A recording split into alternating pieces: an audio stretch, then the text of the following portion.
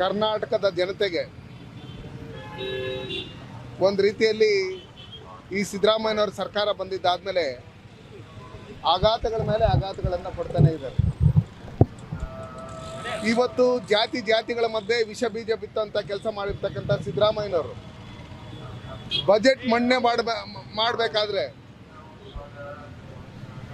ಮೊದಲನೇ ಶಬ್ದನೇ ಕೇಂದ್ರ ಸರ್ಕಾರ ಸನ್ಮಾನ್ಯ ನರೇಂದ್ರ ಮೋದಿಜಿಯವರು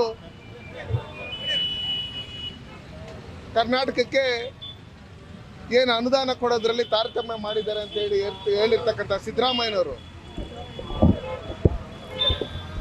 ಇವತ್ತು ಕರ್ನಾಟಕ ರಾಜ್ಯದ ಒಟ್ಟಾರೆ ಡೆವಲಪ್ಮೆಂಟ್ ವಿಷಯದಲ್ಲಿ ಅವರು ಬಜೆಟ್ ಅಲ್ಲಿ ಹಣ ಕೊಡದೆ ಬರೀ ಕಮ್ಯುನಿಟಿಗಳಿಗೆ ಮಾತ್ರ ಹಣ ಕೊಡಂಥದ್ದು, ಅಲ್ಪಸಂಖ್ಯಾತರು ಮತ್ತೆ ಕ್ರಿಶ್ಚಿಯನ್ಸು ಅನ್ನೋ ಲೆಕ್ಕಾಚಾರದಲ್ಲಿ ಇದು ಮಾಡಿ ಅವರು ಕೊಟ್ಟಿದ್ದಂಥ ಗ್ಯಾರಂಟಿಗಳಿಗೆ ಮಾತ್ರ ಹಣ ನಾವು ಮೀಸಲಿಡ್ತಾ ಇದ್ದೀರಿ. ಮತ್ತೆ ಏನು ಮುಜರಾಯಿ ಇಲಾಖೆ ಇತ್ತು ಅದನ್ನ ಪ್ರಾಧಿಕಾರ ಅಂತ ಮಾಡಿ ದೇವಸ್ಥಾನಕ್ಕೆ ಬರ್ತಕ್ಕಂಥ ಉಂಡಿ ಹಣದಲ್ಲಿ ಬರ್ತಕ್ಕಂಥ ಹಣ ಏನಿದೆ ಆ ಹಣನ ಪ್ರಾಧಿಕಾರದಲ್ಲಿ ಮಾಡಿ ಅಲ್ಲಿರ್ತಕ್ಕಂಥ ಅವ್ರ ಪಾರ್ಟಿಯ ಮುಖಂಡರುಗಳಿಗೆ ಕಾರು ಮತ್ತೆ ಅವ್ರು ಓಡಾಡೋದಕ್ಕೆ ಐಷಾರಾಮಿ ಸೌಲಭ್ಯಗಳನ್ನು ಕೊಡೋದಕ್ಕೆ ದೇವಸ್ಥಾನ ಜಮೀನುಗಳನ್ನ ಬಳಕೆ ಮಾಡ್ತಾ ಇರ್ತಕ್ಕಂಥದ್ದು ನಿಜಕ್ಕೂ ಇದು ಒಂದು ರೀತಿಯಾದಂಥ ವಿಪರ್ಯಾಸ. ಹಂಗಿರ್ತಕ್ಕಂಥ ಸಂದರ್ಭದಲ್ಲಿ ಇವತ್ತೇನು ಕರ್ನಾಟಕ ರಾಜ್ಯದಲ್ಲಿ ಕಳೆದ 7 ತಿಂಗಳಿಂದ ಜನ ವಿರೋಧಿ, ರೈತ ವಿರೋಧಿ, ಬಡವರ ವಿರೋಧಿ ಅಂತ ಹೇಳಿ ಹಣಪಟ್ಟಿ ತಗೊಂಡಿರ್ತಕ್ಕಂಥ ಸಿದ್ದರಾಮಯ್ಯನವರು ಇವತ್ತು ಈ ದೇಶದಲ್ಲಿರ್ತಕ್ಕಂಥ ಜನರನ್ನೆಲ್ಲ ಒಟ್ಟಿಗೆ ತಗೊಳ್ಳೋ ಕೆಲಸ ಸನ್ಮಾನ್ಯ ನರೇಂದ್ರ ಮೋದಿಜಿಯವರು ಮಾಡ್ತಾ ಇದ್ರೆ, ನರೇಂದ್ರ ಮೋದಿಯವರು ರೈತರು, ಬಡವರು, ಕಾರ್ಮಿಕರು, ಯುವಕರು ಮತ್ತೆ ಮಹಿಳೆಯರು ಅಂತ ಹೇಳ್ಬಿಟ್ಟು ಮಾಡಿರ್ತಕ್ಕಂಥ ಸಂದರ್ಭದಲ್ಲಿ ಇವರು ಜಾತಿಗಳ ಮೇಲೆ ಇವರು ಬಜೆಟ್ ಅನ್ನ ಕೊಡ್ತಾ ಇರ್ತಕ್ಕಂಥ ನೋಡಿದಾಗ ಇದು ನಿಜಕ್ಕೂ ಇವರು ಪಾಕಿಸ್ತಾನ ಏಜೆಂಟ್ ರೀತಿಯಲ್ಲಿ ಇವತ್ತೇನು ನಡ್ಕೊಂತ ಇದ್ದಾರೆ ಸಿದ್ದರಾಮಯ್ಯನವರು. ಅದಕ್ಕೆ ಕರ್ನಾಟಕದ ಜನ ಅವ್ರಿಗೆ ಇಡೀ ಶಾಪ ಆಗ್ತಾ ಇದ್ದಾರೆ. ಇವತ್ತು ಎಲ್ಲಾ ಕಡೆನೂ ರೈತರಿಗೆ 1,000 ಕೊಡೋದಕ್ಕೆ ಇವ್ರ ಹತ್ರ 2,000 ಕೊಡೋದಕ್ಕೆ, ಬರ ಪರಿಹಾರ ಕೊಡೋದಕ್ಕೆ ಹಣ ಇಲ್ಲದೆ ಇರ್ತಕ್ಕಂಥ ಸಂದರ್ಭದಲ್ಲಿ ಇವರು ಬೇರೆ ಬೇರೆ ವಿಷಯಕ್ಕೆ ಇವತ್ತು ಹಣ ಕೊಡ್ತಾ ಇದ್ದಾರೆ. ಮಸೀದಿಗಳಿಗಾಗ್ಲಿ, ಇಲ್ಲಾಂದ್ರೆ ಚರ್ಚ್ಗಳಿಗಾಗ್ಲಿ, ವಕ್ಫ್ ಬೋರ್ಡ್ಗಾಗ್ಲಿ ಹಣ ಕೊಡ್ತಾ ಇರ್ತಕ್ಕಂಥವ್ರು ನೋಡಿದ್ರೆ ಸಿದ್ದರಾಮಯ್ಯನವರು ಈ ದೇಶದಲ್ಲಿ, ಈ ರಾಜ್ಯದಲ್ಲಿ ಇರೋದಕ್ಕೆ ನಾಲಾಯಕ ಅಂತ ಹೇಳ್ಬಿಟ್ಟು ಹೇಳಕ್ಕೆ ಇಷ್ಟಪಡ್ತೀನಿ ನಾನು.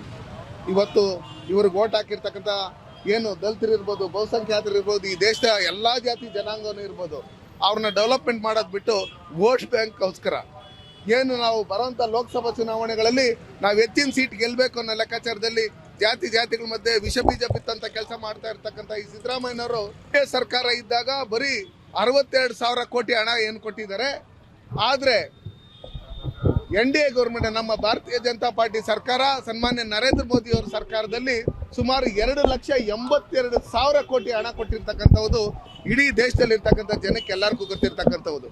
ಇವತ್ತು ನಾವು ಕೋಲಾರಲ್ಲಿ ಇರ್ತೀರಿ, ಕೋಲಾರ ಕ್ಲಾಕ್ ಟವರ್ ಇಂದ ಹೊಸ ಬಸ್ ಸ್ಟ್ಯಾಂಡ್ ಇಂದ ಮೆಕ್ಕೆ ಸರ್ಕಲ್ ಇಂದ ಬಂಗಾರಪೇಟೆ ಸರ್ಕಲ್ ಇಂದ ಡೂಮ್ ಲೈಟ್ ಸರ್ಕಲ್ ಇಂದ ನಮ್ಮ ಕ್ಲಾಕ್ ಟವರ್ ಇಂದ APMC ಇರ್ಬೋದು, ಈ ರಸ್ತೆಗಳನ್ನೆಲ್ಲ ಮಾಡಿರೋದು ಸನ್ಮಾನ್ಯ ನರೇಂದ್ರ ಮೋದಿ ಅವರು ಕೊಟ್ಟಿರ್ತಕ್ಕಂಥ ಹಣದಿಂದ.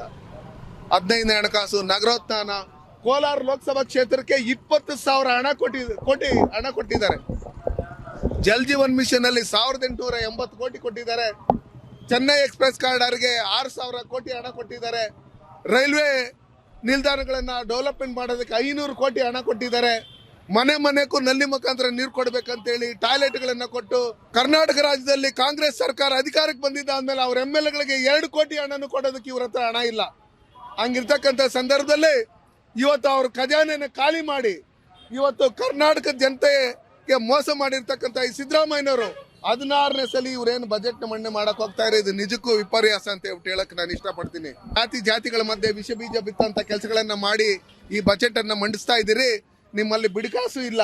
ಹಂಗಿರ್ತಕ್ಕಂಥ ಸಂದರ್ಭದಲ್ಲಿ ಕೂಡಲೇ ನೀವು ಕರ್ನಾಟಕದ ಜನತೆಯನ್ನ 5 ಗ್ಯಾರಂಟಿಗಳನ್ನ ಹೇಳಿ ಇವತ್ತು ಯಾವುದೇ ಗ್ರಾಮಕ್ಕೆ ಹೋದ್ರೆ ಹೆಣ್ಮಕ್ಳಿಗೆ 10 ರಿಂದ 15 ಜನಕ್ಕೆ ಮಾತ್ರ 2,000 ಕೊಡ್ತಾ ಇರೋದು. 10 kg ಅಕ್ಕಿ ಕೊಡ್ತೀನಿ ಅಂತ ಹೇಳಿದ್ರೆ ಅದನ್ನು ಕೊಟ್ಟಿಲ್ಲ ನೀವು. ನಿರುದ್ಯೋಗ ಭತ್ಯೆ ಕೊಡ್ತೀರಿ 3,000 ಯುವಕರಿಗೆ ಅಂತ ಹೇಳ್ಬಿಟ್ಟು ಹೇಳಿದ್ರೆ ಅದನ್ನು ಕೊಟ್ಟಿಲ್ಲ. ಹಂಗಿರ್ತಕ್ಕಂಥ ಸಂದರ್ಭದಲ್ಲಿ ಕೂಡಲೇ ನೀವು ಕರ್ನಾಟಕದ ಜನತೆಯನ್ನ ಕ್ಷಮೆಯನ್ನ ಯಾಚಿಸಿ ಕೂಡಲೇ ರಾಜೀನಾಮೆ ಕೊಡ್ಬೇಕಂತ ಹೇಳ್ಬಿಟ್ಟು ಹೇಳಿ ಈ ಮೂಲಕ ನಾನು ಒತ್ತಾಯ ಮಾಡ್ತೀನಿ.